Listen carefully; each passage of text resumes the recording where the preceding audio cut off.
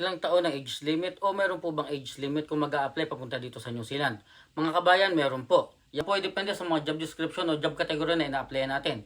Sa ngayon po, normally po meron po tayong age limit na 26 hanggang 45 years old kung kayo po ay mag-check ng mga job hiring sa iba't ibang agency. So yan po ang normally age limit po ngayon. Dapat po in between 26 hanggang 45 years old po kayo. So balit yan po ay nagbabago. Depende po sa hiring po. Depende po sa job category o job description na inyong a-applyan. At depende rin po sa employer kung ano po ang kailangan nilang edad. So normally po 26 hanggang 45 pero nagbabago. Yan po ay hindi naka-fix. Kaya kung kayo po ay above 45 years old, wag po kayong mawala ng pag-asa. Pwede pa rin po kayong mag-check sa mga agency. Pwede pa rin po kayong mag-apply sa kanila na sa ganun po ma-assess po kayo kung meron po mga job hiring na pwede po sa inyong category at pwede po sa edad nyo. Muli kabayan, sa ngayon po, normally 26 hanggang 45 years old pero nagbabago. Sana maiksing video ito ay makatulong po sa mga nagtatanong tungkol po sa age limit po papunta dito sa New Zealand. Muli kabayan, maraming salamat. Mag-iingat po tayo palagi at God bless po.